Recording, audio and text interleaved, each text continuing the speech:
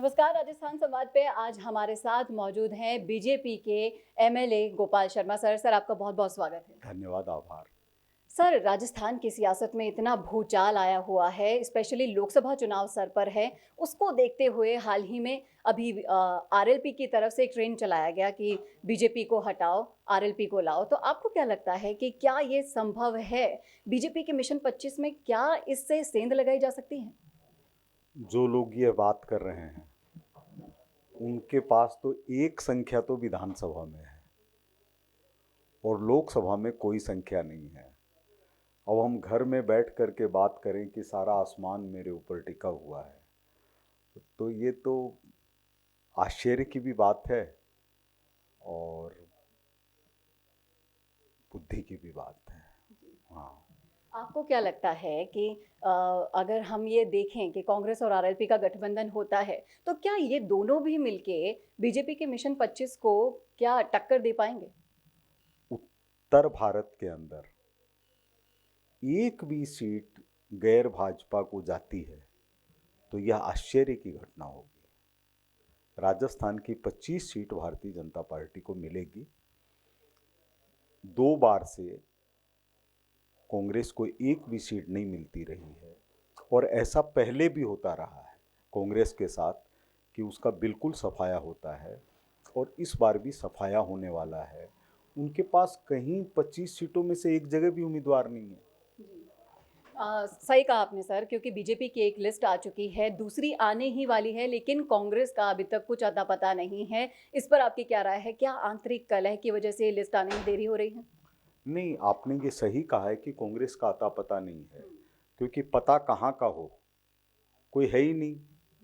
अगर सचिन जी के पते पर चिट्ठी भेज दी जाए तो अशोक जी तक नहीं पहुंचेगी, अशोक जी तक भेज दी जाए तो सचिन जी तक नहीं पहुंचेगी और डोटासरा जी के पास भेजी जाए तो पता चले कि डोटासरा जी तब तक आज़ाद हैं भी कि नहीं हैं। तो इसलिए अता पता नहीं है, पता खोज रहे हैं। सोनिया जी को ही पहली बार ऐसा हुआ कि लोकसभा के अंदर वो चुनाव जीतने की स्थिति में नहीं है, इसलिए राजस्थान आना पड़ा। कहीं ना कहीं राजनीतिक गलियारों में अभी चर्चाएं चल रही थी कि जाट नाराज चल रहे हैं, गुर्जर नाराज चल रहे हैं, गोगा मुड़ी के कांड को लेकर राजपूत नाराज चल रहे हैं। तो आपको क्या लगता है कि ग्राउंड लेवल पर ये नाराजगी क्या वाकई में है या फिर एक हवा बनाने की कोशिश की जा रही है बीजेपी के लिए? नहीं, किससे नाराज चल रहे हैं पहले तो ये विषय है। गोगा मेडी जी की हत्या निश्चित रूप से एक अत्यंत दुखद घटना है, लेकिन अपराधियों की जड़ तक पहुंचना एक बड़ा काम है, क्योंकि ये जो जड़ है ये इतनी ज़्यादा फैली हुई है देश के अंदर कि सारे अपराधों के जो सरगना हैं वो मिले हुए हैं कहीं ना कहीं। तो जैसे उत्तर प्रदेश से इनका सफाया हुआ, अब राजस्थान से सफाया होना शुरू हुआ है, तो उनके भी जो हत्यारों की जड़ जहाँ पर है वो भी पकड़े जाने हैं। राजस्थान की पुलिस भी बहुत ताकतवर है और भारतीय जनता पार्टी का शासन भी हमेशा ताकतवर रहा है। उग्रवाद के सबसे बड़े जो नेता थे, नवनीत सिंह कादिया और अवतार सिंह ब्रह्मा, ये मुख्य थे। ये दोनों भारतीय जनता पार्टी के शासन के अंदर राजस्थान पुलिस की बहादुरी से पकड़े गए।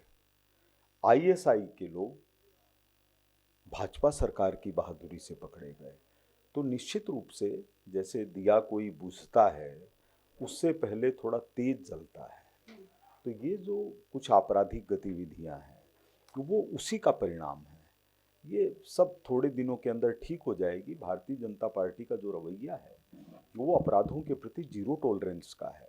अपराधी यहाँ पनप ही नहीं पाएंगे। बिल्कुल कहा, सही कहा सर आपने। ईआरसीपी का मुद्दा ले लीजिए या फिर पेपर लीक का मुद्दा ले लीजिए या फिर ले लीजिए एसआई भर्ती में जो फर्जीवाड़ा हुआ उसके खुलासे का मुद्दा।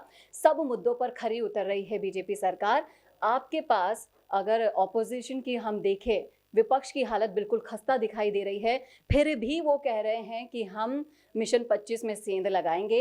ये वाकई में बहुत बड़ा सोचने वाली भी बात है। और मैं आपसे एक बार फिर से जानना चाहूंगी, आखिरी सवाल जी। वो क्या कह रहे हैं कि हम सेंध लगाएंगे, तो सेंध लगाने का मतलब क्या होता है?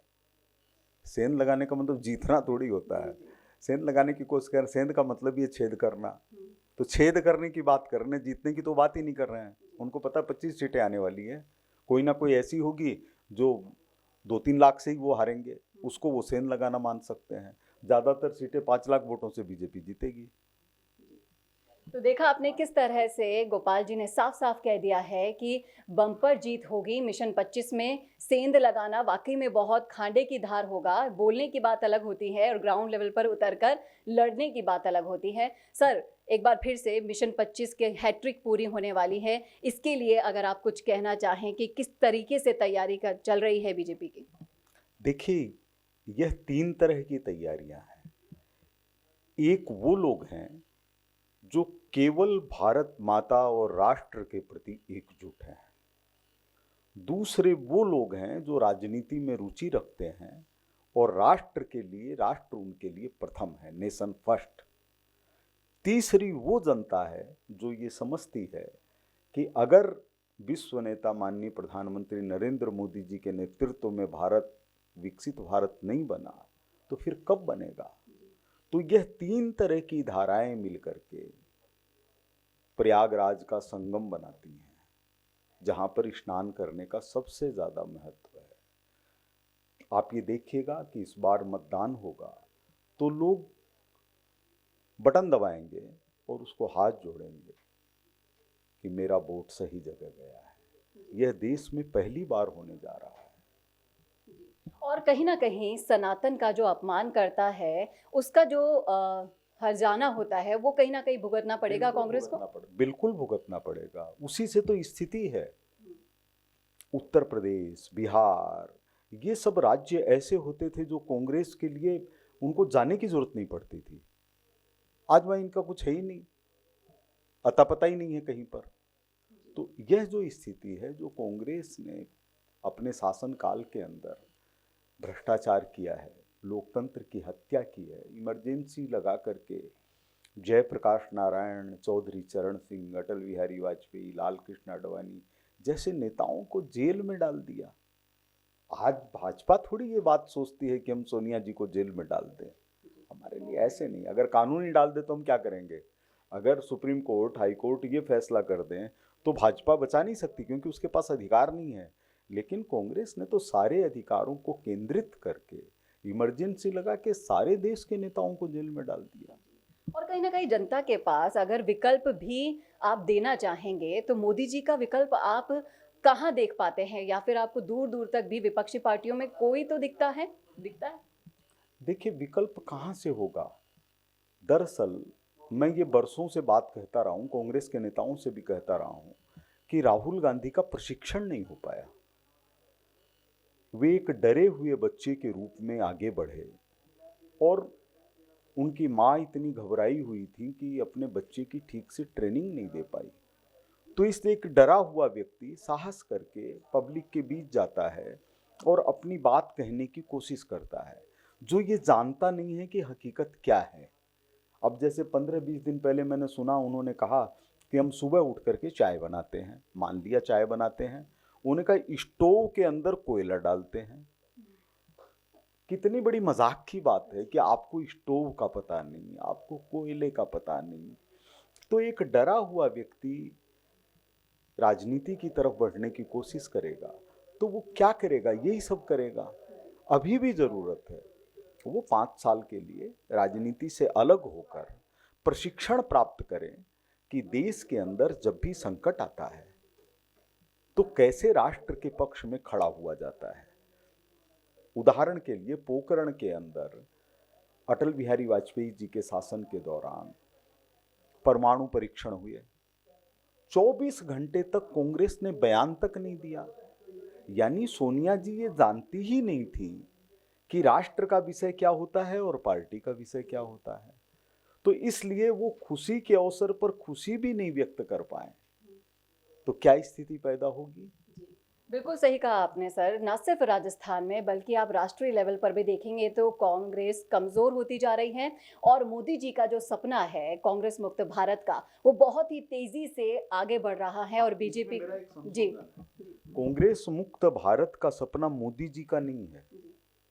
मोदी जी तो समय के अनुसार इस बात पर जोर दे रहे हैं। कांग्रेस मुक्त भारत का जो आह्वान है वो महात्मा गांधी का है। उनको जब उनकी हत्या हुई उससे पहले उन्होंने आर्टिकल लिख करके कहा कि कांग्रेस को अब विघटित कर देना चाहिए। तो यह जो सपना है ये उन सारे राष्ट्रभक्तों का सपना है जिनके साथ छल करके कांग्रेस शासन में रही, और उनका प्रतिनिधित्व तो आज़ादी के समय महात्मा गांधी कर रहे थे, इसलिए उन्होंने कहा कांग्रेस को भंग कर देना चाहिए। वही बात आज 75 साल बाद मोदी जी कह रहे हैं कि कांग्रेस मुक्त भारत हो। कांग्रेस मुक्त भारत होने का मतलब है कि जनता का शासन सामने आना चाहिए। बिल्कुल सही कहा आपने सर। और नेतृत्वहीन होती हुई कांग्रेस बहुत जल्द इस दिशा में आगे बढ़ रही है, खुद के ही कारण खत्म हो रही है। जो बहुत बड़ी पार्टी हुआ करती थी एक समय पर, अब मुट्ठी भर लोग उसमें रह रहे हैं। पार्टी को मां कहने वाले लोग ही पार्टी छोड़कर बीजेपी में आ रहे हैं।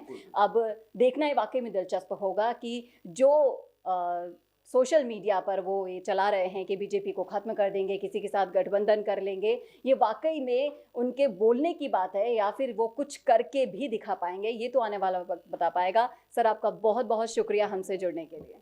धन्यवाद, थैंक यू। तो कैसा लगा आपको वीडियो, कमेंट करके जरूर बताएगा कमेंट बॉक्स में। देखते रहिएगा राजस्थान संवाद। कैमरामैन चेतन के साथ चेतना शर्मा, नमस्कार। तो अगर आप भी इंट्राडे ट्रेडिंग के शिखर पर पहुंचना चाहते हैं तो शुरुआत करें सही गाइडेंस के साथ, और इसके लिए ऑप्शन ट्रेडिंग सिग्नल आपका साथी बन सकता है। So don't hesitate, join option trading signal Telegram channel now, जिसकी जानकारी आपको वीडियो के डिस्क्रिप्शन में शो हो जाएगी।